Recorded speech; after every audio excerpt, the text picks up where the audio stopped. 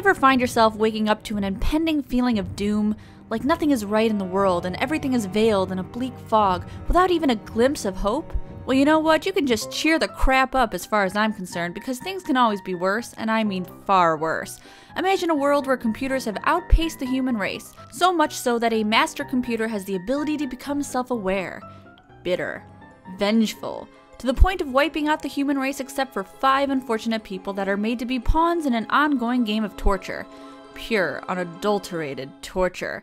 Kinda like the way I feel when I play The Seventh Guest. But thankfully, this isn't The Seventh Guest, this is I Have No Mouth and I Must Scream, the brooding adventure game adaptation based on the short story of the same name. And if you've read the short story, you'll quickly realize that author Harlan Ellison hates life because this story is demoralizing. If you're a technophobe, you may want to turn away from your monitor. Then again, if you're a technophobe, you probably wouldn't be on the internet watching this review, so never mind. The original short story focuses on the last 5 people left on the planet and a sentient computer named Am who gets off on torturing them. But one day, I woke, and I knew who I was. Am. A-M. Not just Allied Master Computer, but Am. Cogito ergo sum. I think, therefore I am. Unfortunately, Am, being a computer, can't physically get off to anything as much as he'd like to, which may contribute to his downright hateful and nasty personality. Hate! Hate! Oh yeah, that guy needs to get laid. Am resents the human race for its ability to exhibit emotion. He keeps 5 people around as his playthings, torturing them for 109 years and punishing them if they attempt to escape their confines. Much like the source material, Am can create settings, situations, and nearly control how his pawns feel. He's also voiced by the notoriously difficult to work with author himself, Harlan Ellison, and he does a pretty damn good job playing a psycho supercomputer. I mean, he really hates us. Hate. Let me tell you how much I've come to hate you since I began to live. Please don't kill me, Harlan Ellison. I love your work. I'm not going to tell you how the short story progresses because this is the internet. Google that shit. The game expands the stories of the individual characters. Each character has a flaw that can be redeemed through the choices they make.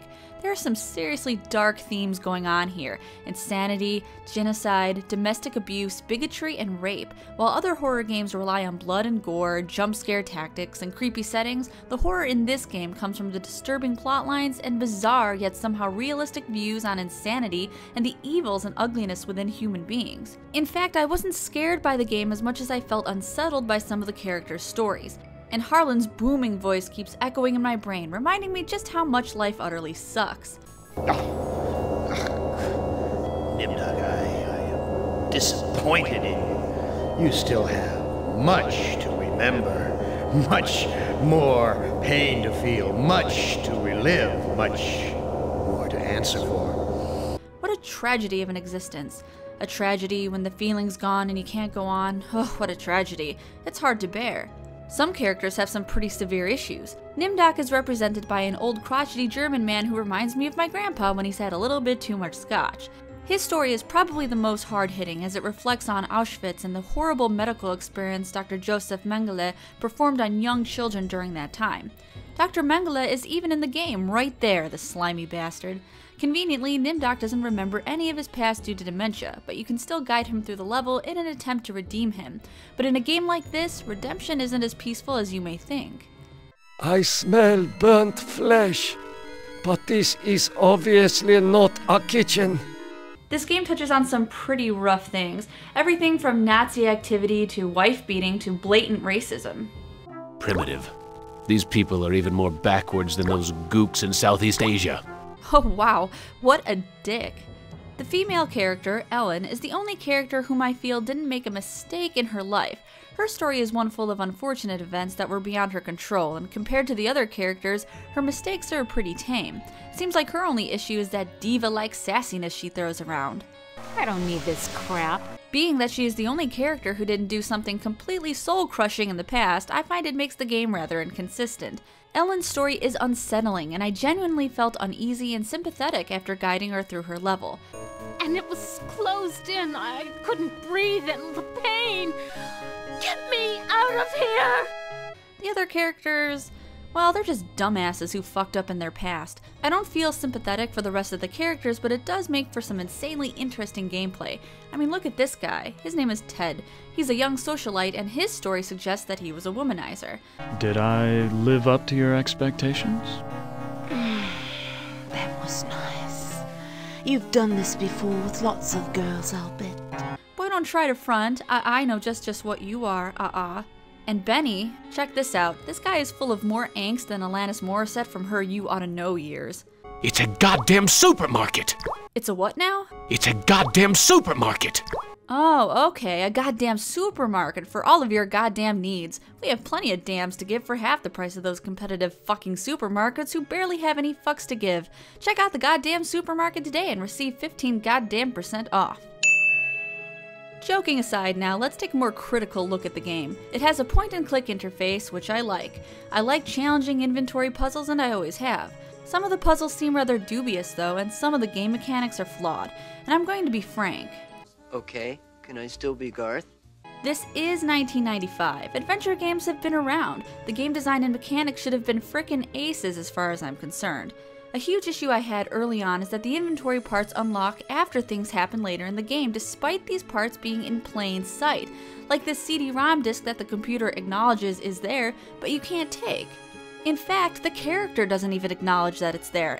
Nothing else here. That, mixed with some overly nitpicking dialogue sequences, make for some infuriating gameplay. The voice acting, however, is solid. Chorister!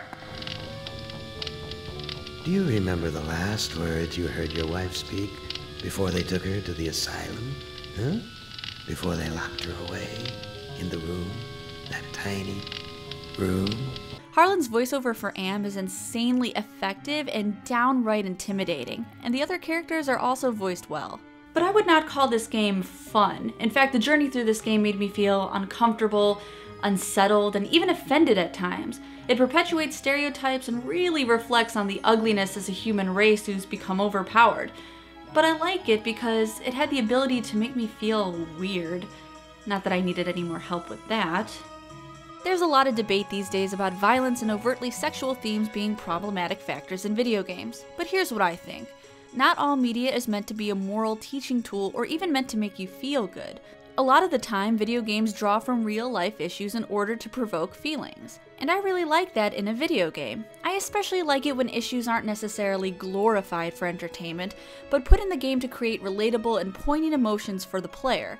I think I Have No Mouth and I Must Scream does a good job of reminding us how not to act, as opposed to influencing people to behave badly. Because seriously, if you play the game, you will realize that nobody in their right mind would ever look up to any of these characters. But honestly, what you take away from a video game is up to you. Personally, I'd rather be reminded of my humanity from a game versus spending time on something monotonous and mindless. I can't imagine a world filled with media where its only purpose is to make people feel happy and bubbly. It'd be boring and completely unrealistic. Imagine a Stepford Wives video game world. Ugh. Besides, if I wanted a game to cause me to pull sunshine out of my butt, I'd just play Putt-Putt, cause damn, that game is the most inoffensive game ever made. However, that game is made for children. I Have No Mouth is clearly adult material. I say all of this to you to brace you for the game if you choose to play it. You may feel offended, sad at times, or you might just think the game is utter garbage.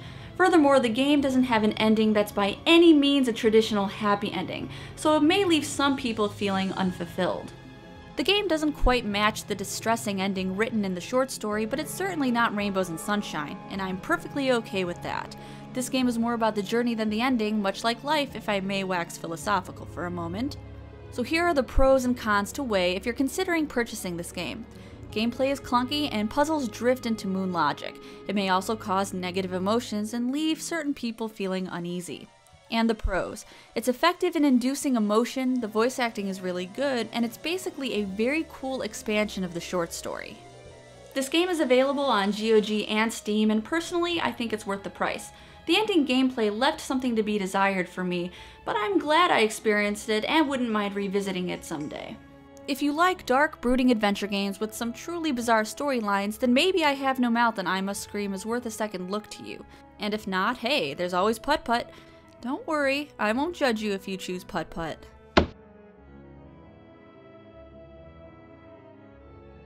Hey everyone, thanks for watching my video. As always, I have more videos to share with the world. One is clickable right there in that clickable box I made. You can also subscribe for updates, or you can follow the links in the description below if you want to pester me on Twitter. Just remember, I pester back. Bye now.